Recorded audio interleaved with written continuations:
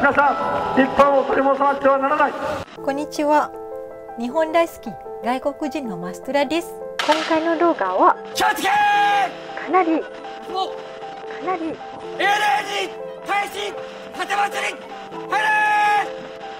衝撃的な内容なので覚悟してほしい。できるだけ多くのみんなの声も聞きたいな。教科書への疑問でもあるみたいんだよ。ここまで極端な日本観があることにみんなはどう答えますか？それではこの動画を見ていきましょう。どうぞ。 While I was in Japan, I got my hands on a Japanese history textbook.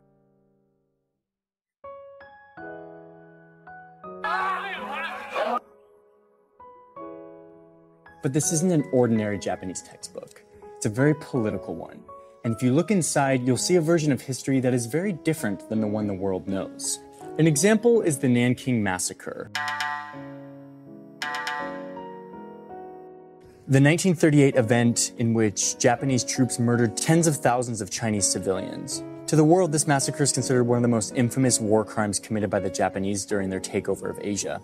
But in this textbook, it basically gets no attention. It's referred to as the Nanking Incident. And the only attention it gets in this book is basically disputing the facts. There's no mention of the hundreds of thousands of Korean women who were forcibly brought over to serve in brothels on the front lines of the Japanese wars. These comfort women that are a huge part of Japanese history, but they don't show up in this book. When I was in Tokyo for a border story, I actually visited the people who publish and write this book. It's this group of old Japanese men who are part of this lobbying society that basically try to push a different historical narrative into Japanese schools, and they've been quite successful. This textbook publishing society is one of many expressions of a rising nationalism in Japan.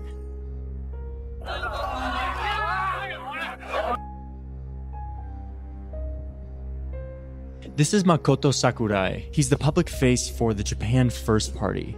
This group launched just a month after another right-wing faction across the Pacific Ocean took power of the White House, proclaiming a like-minded message. America first! America first! Within the first 5 minutes of my interview with Sakurai, and even through a translator,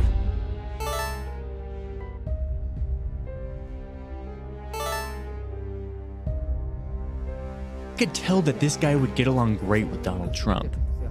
でその都知事選の一番最後のですね、行った時にものすごい人だかりで、フェイクニュースがもう横行してるんですよ。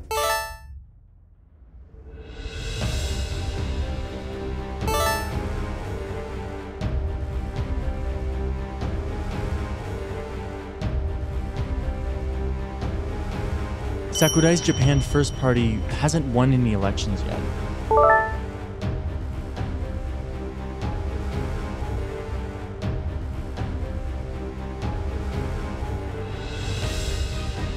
But other nationalists in Japan have, including Prime Minister Shinzo Abe in 2012.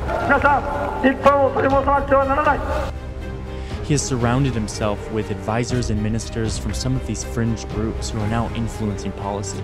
Up until now, these guys, and yes, most of them are guys, have been known for driving around in their decked-out vans, preaching the restoration of Japan's pre-World War II greatness. Their agenda is similar to nationalist movements in other countries. They want to restore a strong military, they call for the deportation of Koreans and a limitation to the little immigration that Japan even has.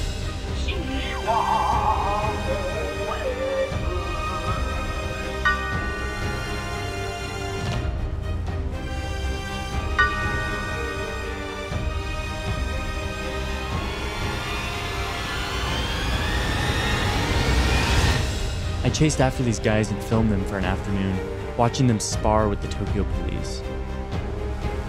欧米のね、あなたたちに言ってもなかなか理解はされないでしょうけれども、日本型の民主主義なんですね。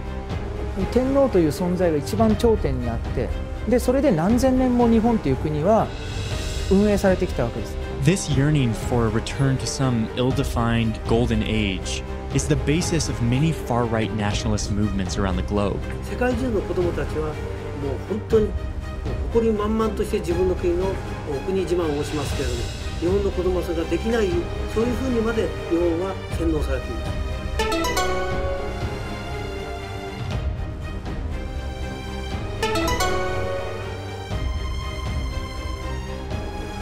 En réalité, on a appris à nos enfants qu'ils avaient toutes les raisons de la critiquer, de n'en voir que peut-être les aspects historiques les plus sombres.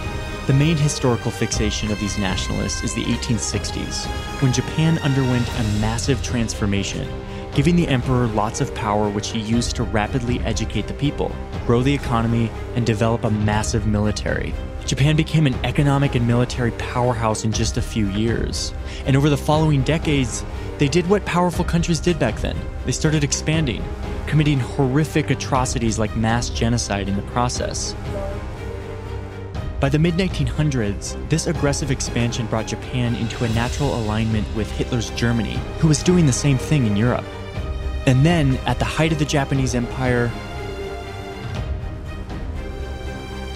the bomb was exploded above the city, and in the towering mushroom, Japan could read its doom.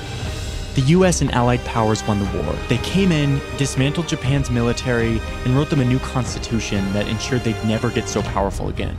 To the nationalists, this was the moment that everything was lost. Japan was brought to its knees, stripped of the pride and national values thousands of years in the making, emasculated by these Western powers who were now occupying their country. あなたたちのご先祖さんたちが1週間、たった1週間で日本の憲法を作り、そしてアホなことに日本のその人間が70年以上にわたってこの憲法を守り続けている。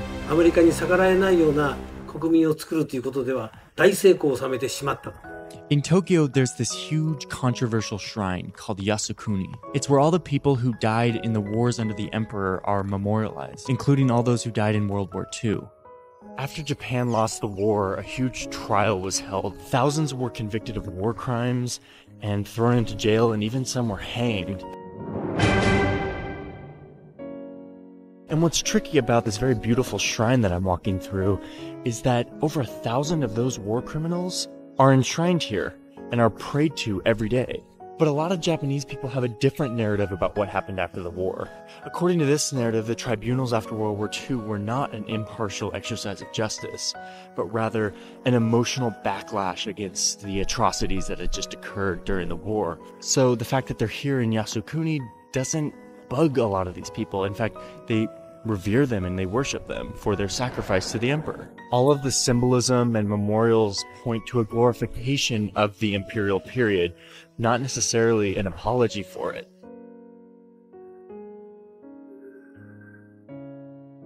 The shrine is at the symbolic heart of the nationalist narrative, censoring any mention of atrocities and glorifying the imperial age as worthy of restoration. Upon leaving the shrine, I come across a right-wing group that was visiting the shrine to pay tribute to the spirits.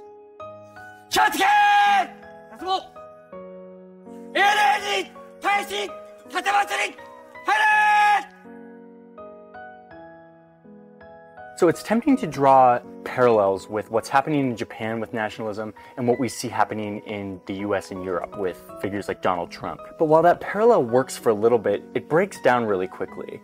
And the differentiating factor that is the most important for understanding the difference is a word that we've heard a lot lately. Populism. Populism. Populism. Populism. Populism. Many of these movements in the US and in Europe have been led by outsiders, populists, who want to dismantle the establishment. In Japan, that's not the case. People like Shinzo Abe are through and through establishment politicians. There isn't a disruptive figure who's coming in from the outside and winning elections. While the rise of right-wing nationalism is similar between Japan and the United States and the West, it's still fundamentally quite different. And it appears that the rise of a Japanese Donald Trump is still a ways off. さて、皆さんはどう感じましたか？想像を超えるような印象を持ったアメリカ人の声もあるんだって驚きでもあり、多くを考えさせられもしました。ぜひ皆さんの声も聞かせてください。この動画の彼も日本が嫌いな人物じゃないし、日本がステレオタイプの変更したポピュリズムに汚染されていないことも分かっているんだと思います。そして安倍さんの影響力も大きかったんだなって、日本は必ず覚醒するよ。ありがとうマストゥラ。最後までご視聴いただきありがとうございます。チャンネル登録、そしていいねボタンもよろしくお願いします。コメントも大歓迎です。ぜひぜひコメントしてください。